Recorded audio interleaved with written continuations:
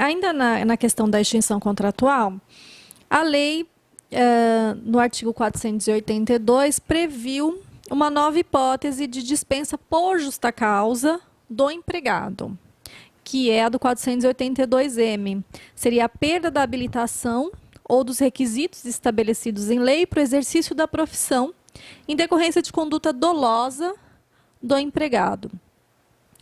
Só que, não obstante a ideia, né, que foi amplamente aí divulgada, de modernização da legislação do trabalho, essa lei não mexeu, não analisou as demais hipóteses de dispensa por justa causa, que inclusive estão algumas delas interpretadas pela jurisprudência como ilícitas, que é o caso da embriaguez habitual, né, que a jurisprudência trabalhista não tem mais aplicado, até por conta de recomendação da Organização Mundial de Saúde, enfim.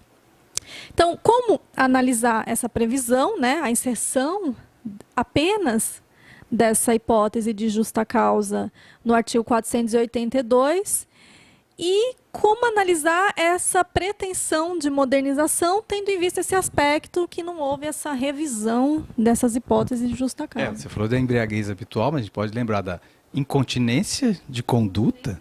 O que seria incontinência de conduta? Segundo a doutrina, assim, é a vida sexual desregrada, alguma coisa, né, uma coisa louca, né? Mau procedimento, umas figuras abertas como essas, né? E são previsões normativas nesse sentido que estão previstas em uma lei de 1827, né? É uma coisa assim lá de um período mesmo muito longínquo da nossa história, que estão preservados até hoje, né? Alguém pode imaginar que isso foi criação da CLT de 43, do período Vargas, aquela coisa toda que o povo fala, né? Que não sabe de onde está falando, mas é de previsão normativa lá desde esse tempo em que se procurava estabelecer, regrar a locação de serviços dentro dessa perspectiva ainda de uma lógica escravista, né? São figuras abertas, punitivas, né? Supressoras, né? Repressoras, né? Em certa medida. E que não se mexeu, não se tocou nisso, né? Uma lei que moderniza, vamos modernizar e preserva um regramento normativo lá de 1827. Enfim, e cria uma nova, né? Uma nova motivação para a justa causa, né? Que é ilusão, do ponto de vista normativo. Porque estabelece que esta punição da justa causa para o trabalhador que perca a habilitação ou tenha o seu exercício da profissão negado, né, a possibilidade que isso tenha ocorrido por dolo do empregado, né? E se sabe que o ônus da prova na justa causa é do empregador, né? E para um empregador provar um dolo do empregado no que se refere a isso, né, perceba, é alguma coisa um tanto quanto complexa, porque provar a vontade de agir nesse sentido, né? Sendo que a lei estabelece que ele já tinha, né, a habilitação, que ele já tinha, não é uma situação de um empregado que enganou o empregador e disse, eu sou médico, e depois se comprovou, não, ele não era médico, não tinha habilitação, nem é isso, é um médico, né, que tinha habilitação e depois, por dolo, perdeu a sua habilitação. O que será perder a habilitação por dolo, percebe? Nessa situação contrária, sim, você já tinha, né, jurisprudência, inclusive, mas o sujeito mentiu dizendo que era médico e tal, que é uma questão discutível também, enfim, até que ponto algumas exigências, não essa do médico, né? Algumas outras exigências seriam indevidas para a aquisição do emprego, que permitiriam até o empregado mentir a respeito das suas qualidades. Se alguém pergunta, né, se você é trans, se não é trans, imagina, então o sujeito pode ser e não ser obrigado a falar sobre isso na sua contratação. E se depois isso é um elemento, não, mentiu, mas como assim? Mentiu sobre algo que eu não precisava revelar, né? É outra questão. E então acho que é um dispositivo, como você disse, que revela novamente que não tem intencionalidade mesmo de modernização, e que, ao mesmo tempo, perde-se uma oportunidade, inclusive, de modernizar um dispositivo que precisaria ser modernizado, né, de tantas reformas que a CLT precisa, essa da justa causa do empregado por essas questões, né, que são, tantas vezes se utilizam de forma mesmo como um mecanismo de opressão contra os trabalhadores. Enfim, que isso precisaria ser revisto, não se reexaminou nada disso, e ainda acrescentou uma hipótese, né? Tenta reforçar a própria lógica e acrescenta uma hipótese que, no entanto, é uma hipótese de difícil aplicação concreta. Sem dúvida. Outro aspecto que a reforma trabalhista trouxe é a questão da extinção do contrato de trabalho por acordo entre empregado e empregador. Nesse caso específico, previu que serão devidos pela metade, na hipótese dessa rescisão, o aviso prévio e a indenização sobre o FGTS e as demais verbas na integralidade. O que a gente pode mensurar desse dispositivo? A gente pode afirmar que existe uma autonomia da vontade, uma liberdade para essa negociação, esse acordo de extinção contratual? Aí, novamente, me parece que o legislador confunde, digamos, a realidade e o seu poder, ou seja, como se que o legislador pudesse dizer tudo e o que ele diz pode ser realidade, né? Não é porque alguém tenha um poder de dizer, de estabelecer uma lei, que essa lei necessariamente mude a realidade. A realidade não muda porque alguém disse que isso é legal, né? E uma cessação de vínculo de emprego, ela não é, nesta essência, né, um acordo, né? Ela é uma cessação de um vínculo, né, de jurídico, no qual há uma essencial desigualdade na perspectiva da preservação da sua o emprego serve como se diz na nossa relação social, né? O emprego serve à sobrevivência, né? O empregado pode ter o interesse de não trabalhar, né? Exercer o direito de não trabalhar. Ele pode exercer o direito de não trabalhar. Eu acho que existe nessa perspectiva, na verdade, existe uma má compreensão dos preceitos jurídicos liberais clássicos mesmo, que a gente não concebe o trabalhador enquanto efetivamente um ser, como tanto se diz, né? A pessoa pode ser livre, etc. Há um direito de não trabalhar, né? E a gente nega isso aos empregados, né?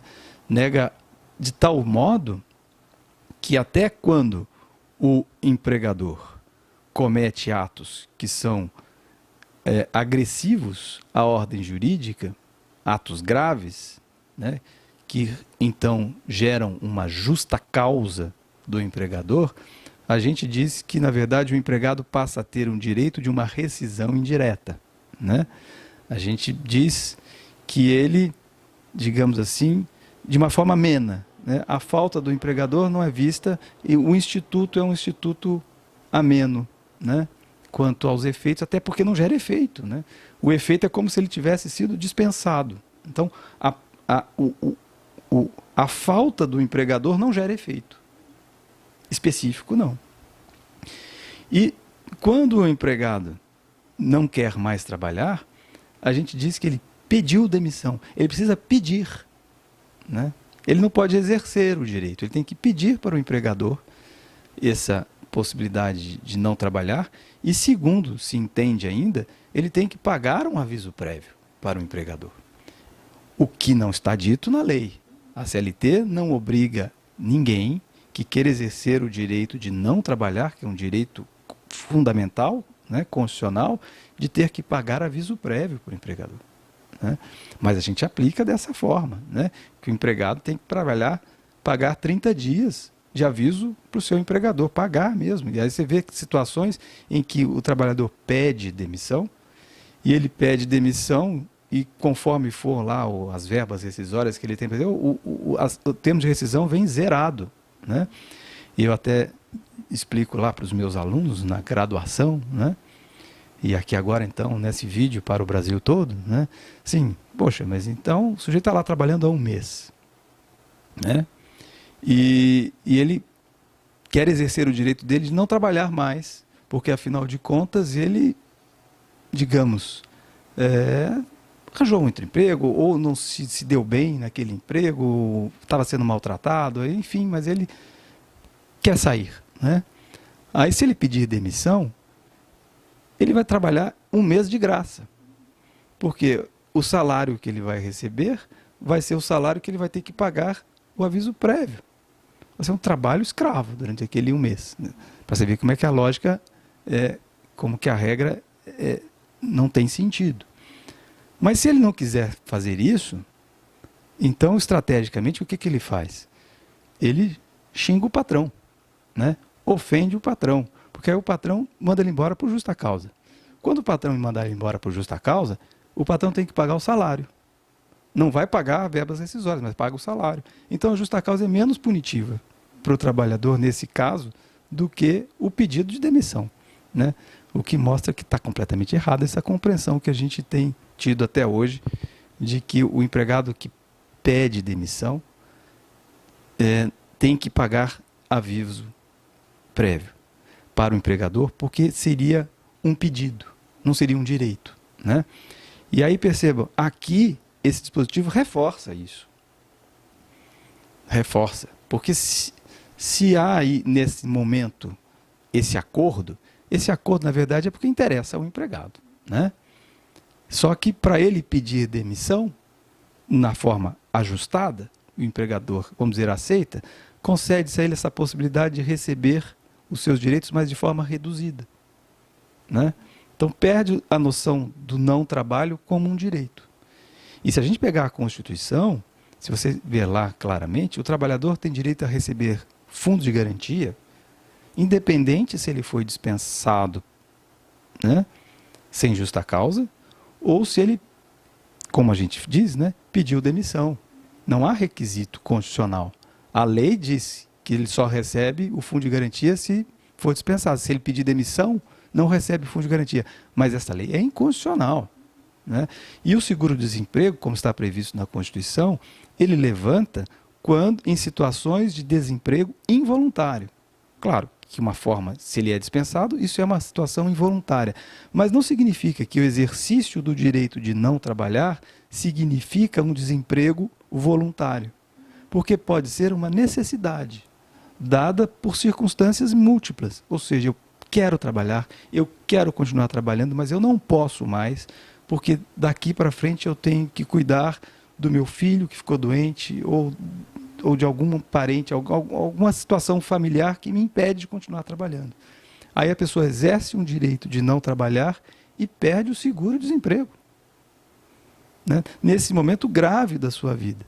Então não é isso, a gente tem que repensar esses mecanismos jurídicos todos, a partir da lógica de que o direito ao não trabalho é efetivamente um direito do empregado, que ele não está ali submisso naquela relação e que ele será punido se não continuar trabalhando, né? E o que esse dispositivo faz é reforçar isso. Só que a gente tem, então, uma oportunidade, não só para questionar isto que está aqui, mas para questionar a forma como nós temos aplicado até hoje, né, esse direito do não trabalho do empregado. É uma oportunidade para a gente voltar, né, revisitar todos esses institutos e voltar a questionar. Ainda no caso desse acordo entre trabalhador e empregador, houve uma limitação para o soerguimento do fundo de garantia, nos casos de extinção por acordo, de até 80% do valor depositado. E a não autorização para o ingresso para habilitação no seguro-desemprego. Essas normas, acho que você já passou um pouquinho no assunto, mas elas são válidas? Então, do ponto de vista do que está dito na Constituição, não. Né? Certamente é uma afronta constitucional, a mim me parece. Certo. O artigo 507-A trouxe também uma inovação aí na legislação trabalhista, um tanto curiosa, que é a questão da extinção dos contratos de trabalho ao empregado considerado hipersuficiente, né, que a legislação delimitou aí como aquele que percebe uma remuneração superior a 2 vezes o limite máximo estabelecido para os benefícios do regime geral de previdência. De acordo com a lei, é possível pagar o pacto, né, com esse trabalhador de uma cláusula compromissória de arbitragem nos contratos individuais de trabalho. Jorge, é possível considerar esses trabalhadores como hipersuficientes? É a primeira pergunta. E se essa cláusula, a segunda, se essa cláusula de compromissória de arbitragem, ela teria validade no direito do trabalho, no processo do trabalho, tendo em vista os princípios que norteiam aí as relações empregatícias. Pois bem, essa é mais uma dessas disposições um tanto quanto inventivas, né? Veja bem, primeiro, esse valor aí gira em torno, hoje eu tinha isso com mais precisão, mas é em torno de 11, 12 mil reais, né? Esse salário bruto, né? E a ideia, assim, de considerar que quem ganha 11, 12 mil reais brutos por mês seria uma pessoa que possa se correlacionar com uma outra pessoa física ou jurídica, mas normalmente uma pessoa jurídica, que tem capital econômico suficiente para pagar este salário, né, em pé de igualdade. Já se vê que não há igualdade alguma, porque quem tem capacidade econômica de pagar um salário de 11, 12 mil reais não pode ser igual a quem depende da sobrevivência, né, que vende a sua força de trabalho, tudo que ele tem, a sua mercadoria máxima, né, por esse valor, que é o valor máximo que ele conseguiu no mercado, digamos assim. Então, há uma relação necessariamente díspare, né? E por mais que o empregado ganhe, mais que o trabalhador ganhe, não mais se acentua, mas proporcionalmente essa disparidade continua existindo, né? Você ganha 50 mil reais por mês, quem paga 50 mil reais por mês, evidentemente, não é igual a quem recebe 50 mil reais por mês, né? Por mais que o Neymar ganhe, né, o Neymar não é igual ao PSG, né? Enfim, é claro que você pode dizer, mas o Neymar não está precisando dessa proteção jurídica qualquer, como um hipossuficiente, porque afinal de contas esse valor que ele ganha já supre as necessidades da vida dele para o resto da vida, enfim. Mas sabe-se lá, né, em que situações algum conflito pode ser estabelecido a partir daí, né? E não será um conflito pequeno, será um conflito bastante intenso. Então não serão tratados necessariamente como iguais, né? Como não são tratados como necessariamente iguais ou como pressupostamente iguais, nenhuma pessoa, por mais que ela ganhe, quando ela vai comprar uma passagem de avião, né? A companhia de avião nunca é, do ponto de vista das relações comerciais, do direito consumerista, né? O consumidor não é tratado de forma igual. Pode ser ele empresário, né? Que tem uma grande fortuna, mas este empresário e a companhia, né, aérea não serão tratados como partes iguais, né, nessa relação de consumidor, porque de fato não são, né? Então, muito menos será alguém que ganha 11 mil reais, 12 mil reais, né, um gerente de banco e o banco, né, por aí vai. Não tem essa paridade, e chamar essas pessoas de hipersuficiente é de um artificialismo brutal, né? Até porque, você imagina, quanto maior o seu salário, em certa medida, esta dependência do emprego fica maior, né? Fica muito maior. E esse tipo de emprego, o emprego com altos salários, que a gente denomina dos altos empregados, nunca se falou isso em hipersuficiente, né? Esses empregos para esse tipo de salário são mais escassos no mercado. E, consequentemente, a dependência e a sujeição pode ser ainda maior, né? Porque se você perder um emprego deste, e esse, não, nem estou falando desse de 11, 12 mil, que eu acho que isso aí não é, né, desse alto, mas quanto maior, mais escasso, né, mais restrito, portanto, o mercado, e se você perder um emprego desse, a possibilidade de você readquirir o outro é muito pequena, né? Há, inclusive, companhias especializadas na reinserção dos altos empregados, dada a dificuldade que se tem, né? Então, o autoempregado talvez seja mais hipossuficiente, ou como eu sempre já usei uma expressão uma vez, né, que é do super subordinado, muito mais do que hipersuficiente. Ele é um subordinado super, né, super subordinado. E o legislador, então, cria esta figura aí, que é completamente anômala, completamente fora da realidade da vida, né, das relações de trabalho. E, consequentemente, a aplicação disso passa por, digamos assim, por uma objeção principiológica, na medida em que o direito do trabalho, principiologicamente, fundamentalmente, estabelece lá que não há distinção entre trabalho manual e trabalho intelectual, entre altos empregados e altos nesse sentido salarial, né, e outros empregados são sempre empregados, né? E, consequentemente, me parece que essas cláusulas aqui não terão validade jurídica, né? Ainda mais quando se tenta evitar para essas pessoas o acesso à justiça. Ah, mas a arbitragem é um mecanismo moderno, um mecanismo privado, enfim, sério, a solução dos conflitos, etc. Em relações de emprego, relação de trabalho, no mundo todo não existe solução de conflito trabalhista pela via da arbitragem. Nas realidades em que a relação trabalhista é legal, regulada do ponto de vista legal. Porque essa regulação legal, ela é dada na perspectiva de uma organização produtiva no processo da organização do modelo de produção, né? Organização, consequentemente, do modelo de sociedade. Então, há um interesse público na aplicação dessas leis.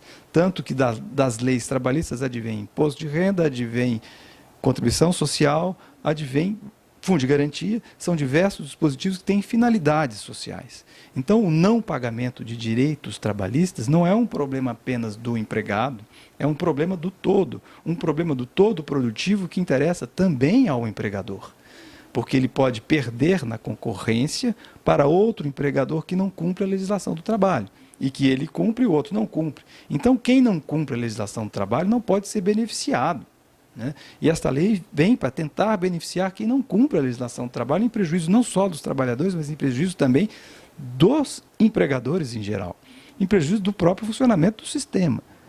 Enfim, dentro dessa perspectiva, a arbitragem não funciona, porque é um mecanismo privado de solução de conflitos.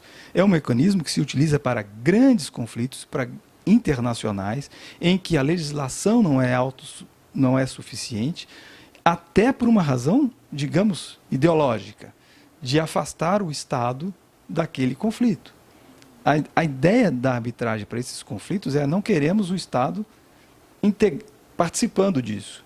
E como você pode falar disso de uma legislação que essencialmente é estabelecida pelo Estado, né, para regular e organizar o modelo? A arbitragem ela é antissistêmica, ela foge da lógica do direito do trabalho nessa perspectiva dos direitos legislados.